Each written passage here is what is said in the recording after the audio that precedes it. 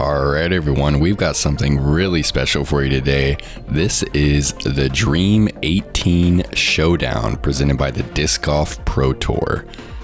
We want to thank all the media partners for making this possible. Footage came from Jomez, Parsave, GK Pro, Smashbox, Gatekeeper Media, and Central Coast, all teaming up to get us the best coverage. I'm excited to see these shots This is replayed. super exciting, Paige. And to battle one of my best friends, James Conrad. Let's check it out. Up first on my very favorite hole, at least my very favorite hole 1 at Maple Hill. Yeah, and so how did this work, Paige? We voted these holes into, these are the 18 best holes from around the Disc Golf Pro Tour, From correct? on the Disc Golf Pro Tour, yeah. So this is everyone's Dream 18. It's a par 4, 835 feet. From the men's tee, James is going to have to clear this pond, maybe 400 feet just to clear the pond. So it's a real rip, and it's downhill. So if you don't if you get it nose up, you're stalling out and potentially going in the water. And James is just crushing that destroyer. Wow, he's way up there. That's a money spot too on the left side of that path, so you can see more into the gap where the basket sits. This is from the women's tee, and pretty similar type of shot, just trying to rip an overstable driver out and try to land somewhere near James on that left side of the path.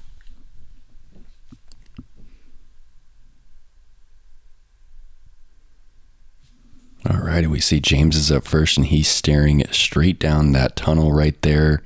The rock wall does define the out of bounds.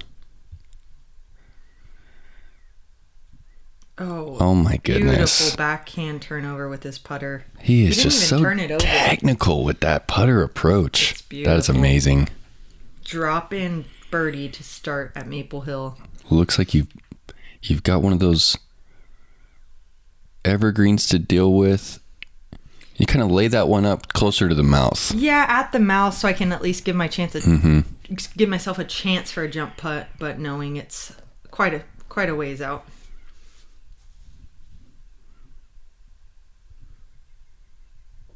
It doesn't take much to get out of position on this hole 1 because of those trees that are growing in the fairway. Mm-hmm. And you guys are going to see Maple Hill pretty often on this Dream 18, and what's really cool about this place is that it has a Christmas tree farm. So every year when we come there, the holes are different a little bit. So it's really fun. And I can't even remember what all the holes are on this Dream 18, so this is a real treat. Yeah. So James walking off with the birdie on hole 1, taking an early lead. All right, getting into hole 2 from Hornet's Nest in Charlotte, North Carolina. It's a par 3 at 330 feet, carrying water almost the entire way, and it's pretty much an island green. Yeah, and it's really blocked in there too. So if you don't hit that main gap and you nail one of those trees, it could ricochet back into the water. So just the simple carry isn't the only hard part. It's a beautiful hole too. Yeah, that green is like covered in that pine straw. Mm-hmm. Here's James with a putter. A little bit too turned over. It's leaking over to the right. Oh no. Over torqued that one. And he's going to be moving to the drop zone. So again, we have a shorter tee pad here. Also going with a putter shot. This one is only 267 feet for the women, and this is where James will be throwing from the drop zone.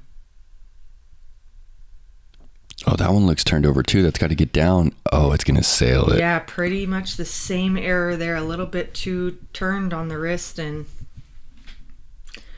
it's definitely the right disc for the hole. We just both didn't execute it.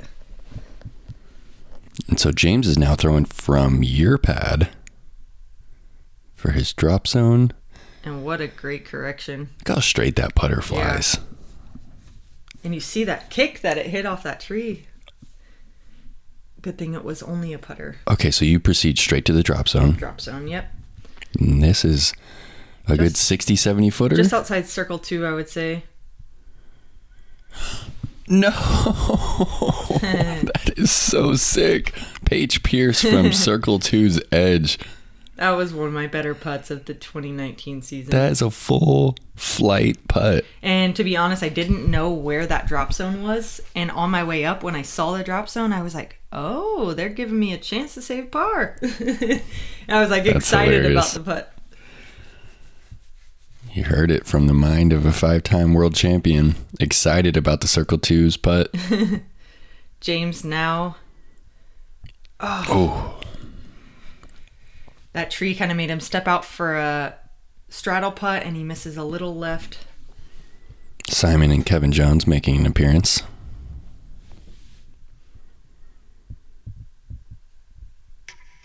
All right, so after a double bogey from James, he's going to be now over par. All right, looks like we are moving into hole 3 at the Toboggan course. It's a par 4 at 915 feet, significantly downhill off the tee. You can see to the right is no man's land. OB marks the left side of the fairway and kind of wraps all the way around the pin. Yeah, beautiful hole. About 3/4 of the way down, you have a big uphill slope with taller grass. So if you let a huge drive rip and you find yourself in that tall grass, you're going to be blind to the basket and with not super good footing. Wow. I mean, there's just so much airspace. Your disc, that was well over a 500-foot shot. Well, it's 590 from the women's tee. So I think that one was... There's just so much airspace here on hole 3 at Toboggan. Yeah. Those are both. Wow. So far down there.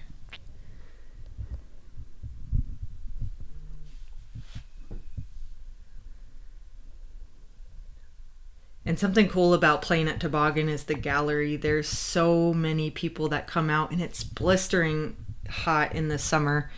And there's so many people watching, so I'm sure James is pumped up at this point, trying to put on a show. So as you can see, I'm having to go with the standstill on this one. Little nose up, trying to float it in there. But since the basket was blind, I left it a little bit short, circle's edge, short side.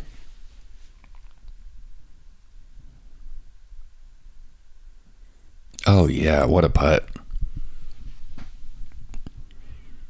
It's interesting, this format, because we don't really know the situation. Oh, and we're going to get a replay here. Right on the pole. But do you know what I mean? I don't know what round this is from. If that was final round and you're like trying to get a stroke back on Sarah or... Completely different format. This is really cool. Thanks to the Pro Tour for putting this together. So James and I will both card a birdie, and we're moving on to hole 4. Where are we headed? Oh, wow. Vermont. This is Brewster Ridge at the Smuggler's Knots Resort. This is hole 4. It's a par 4 at only 575 feet. It plays slightly uphill the entire way. This tree right here on the right kind of marks the beginning of the landing zone. Anything past that tree and in this fairway is a good drive. And then you can see just how technical it is on the approach. That rock wall right there kind of like keeps disc from scooting up there. And this pin is tucked back over here and to the right. What a beautiful par 4, Paige. Very deserving of the Dream 18. I'm going with an Anheuser here, and it just didn't turn enough, or it didn't turn quick enough, and I hit that barrier tree on the left. James, on the other hand, turns it a little much, but gets past that tree you were talking about, so he's going to be a good ways up there. Yeah, he had a pretty fortunate kick as well. And that's a smart play, just laying that one up. You can see just how dense the rough really is. Oh, wow. Wow. James getting all the way up to the gravel path. He has a look for the 3.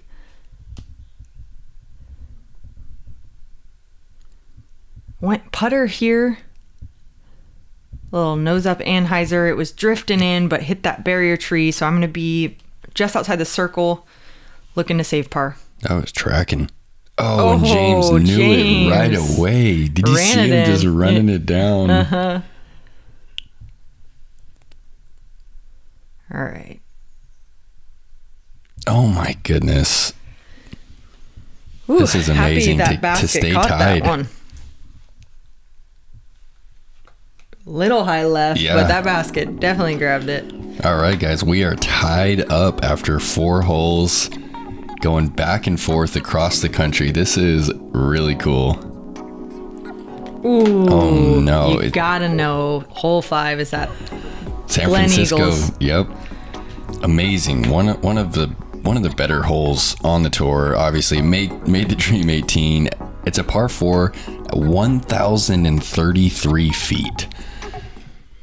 I mean, the top tier distance guys are thinking 3 on this hole, but if you're not throwing 400 consistently, it's all about that angle control too, isn't it? Because it's so downhill. It's mostly about the angle because of the downhill. It's really like you're in practice. We're throwing 10 shots just to figure out how to throw the hole, not necessarily what disc to throw. And you can see James is asking for that one to keep rotating to the right because he knows as soon as it starts hyzering out that it's got a lot of space to make it left and even to the out of bounds. Yeah, that left side is not where you want to be. Those giant barrier trees kind of keep you from having any sort of approach towards the basket. So you kind of already know you're going to be pitching out. So I'm looking for mine to turn quite a bit, and it does into this headwind. Oh my goodness, look at that flight. But even that, look at how much hyzer it has.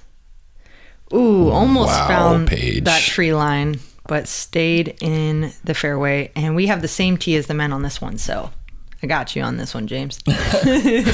Amazing drive. And that one's super cool to be on the tee pad because you can look back and see all of the bay area. It's really cool. And James just had that little gap. He pierced it. He's in position to get up and down for a par.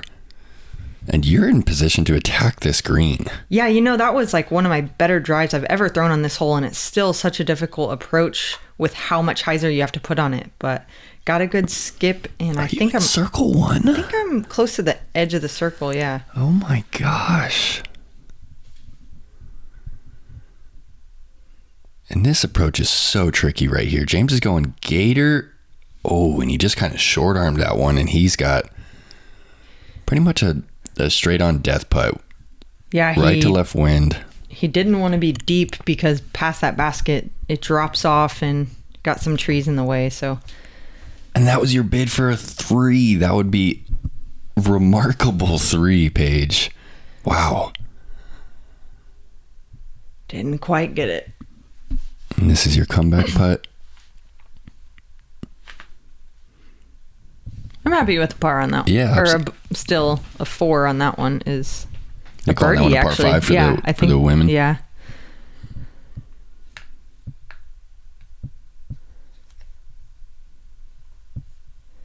James playing with Seppo and Paul Macbeth. It's a good card there. All right, 2-stroke lead. Looking good, PP. We're almost a third of the way done. I got James. All right, we're headed to Arkansas. Hole 6 at the disc side of heaven. It's a par 3 at 315 feet. It does play as an island green. This is a fun one. Nice little backstop. Yeah, another par 3 over the water. You have to control your distance because if you land about 30 short, you're in the water. And if you land about 25 deep, you are OB as well. So usually this big tree that you're seeing on the right of the tee is kind of blocking the wind, so you don't know how severe the wind is until your disc gets past it. This is kind of one of those... Mid-range to 15 feet. Yep. Kind of one of those shots that, like, it shouldn't ever be a problem, but in a tournament situation at the Jonesboro Open, it makes you think about it a little bit more. Wow. I just can't even believe that shape. That was just, it was like flat Annie the whole way. Yeah. Just scooted onto the green. That was, I don't know of any other player that takes that line like that. Yeah, I don't know if anyone else was. He just rode that left to right wind out beautifully.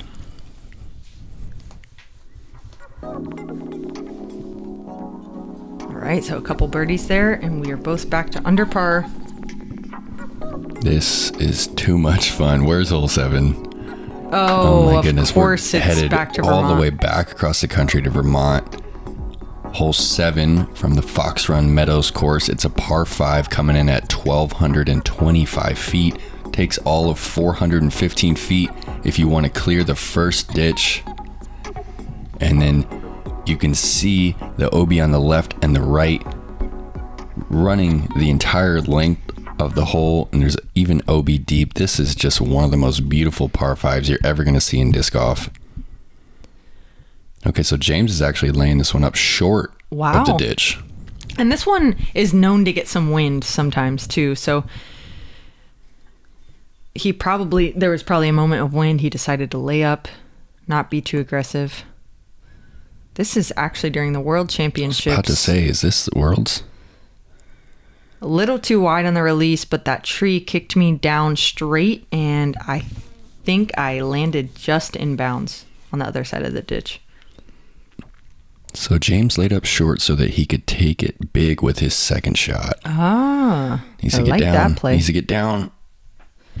I think it did. Yeah, it's safe on the left side, and he should be able to manage getting up and down from there.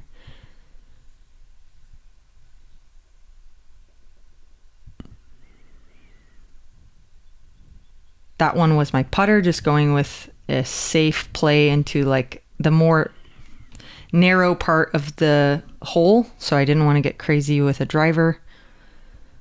Plus I had had some issues on this hole in prior rounds. Oh, is that gonna hold? Oh, no way. You almost dunked it from 350 feet out. That's amazing. What a shot, Paige. Thank you. This is James coming in hot with his Thunderbird. Needs to check. It does, just outside the circle.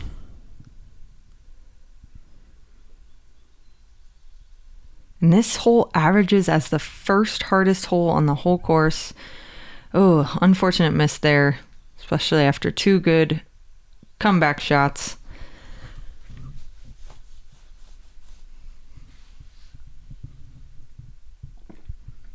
All right, so it looks like James missed his circle 2 putt, and he's tapping that one in. And it's a tie ball game. Yes, it is. Moving into hole 8. Where are we headed?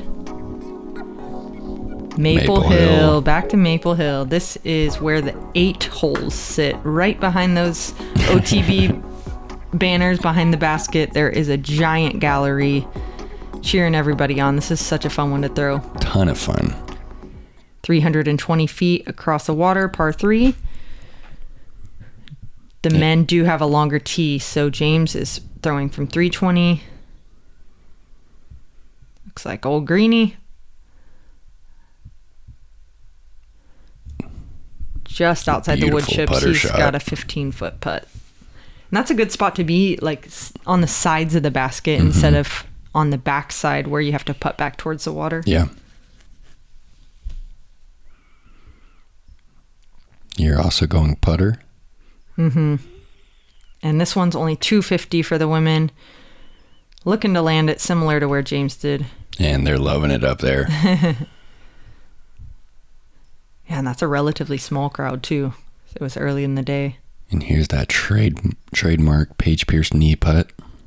Headed straight to the water. Oh, yeah. You've been rocking that knee putt for years. Yeah, I like to be like level with the chains. That way I don't have to change my stroke, just kind of change how my body is.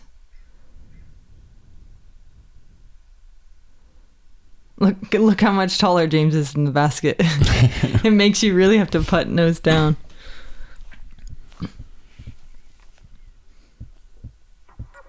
Man, there's so many good hole 9s. I can't even imagine which one's coming next. For all of you at home that participated in the Dream 18, I'm sure you already know. Ooh. All right, we're headed back to Glen Eagles. This one is I love this one. This one's really special right here. This one is considerably downhill at 747 feet. This has been twoed many times over the past few years, and I mean, this hole's so special that the cameras line up to watch every player tee off on this hole. You know it? People just sit up there and watch all day long. And similar to hole 1 at Maple. Oh, that is going. He's ripping it. It looked like it turned over pretty significantly. This one's so downhill that you really have to make sure the nose angle is right. And then immediately you knew that one was just a little too nose up. Yeah, I kind of got scared on that tee, the way I kind of followed through. But anywhere down there in the field is manageable to get up and down.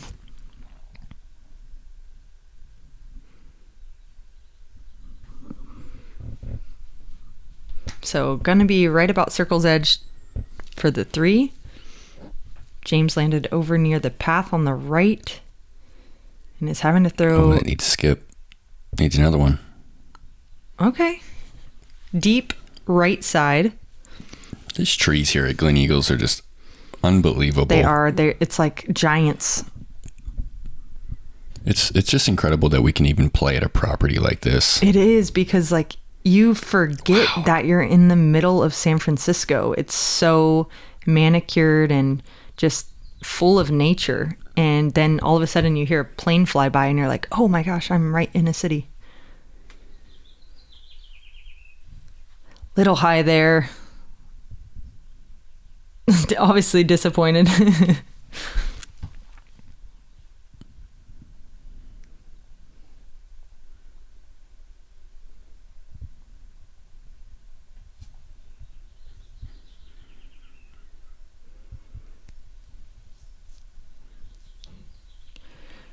All right, and after 9 holes, James has me by 1 shot, and it's a close match. I'm excited to see where we head on the back 9.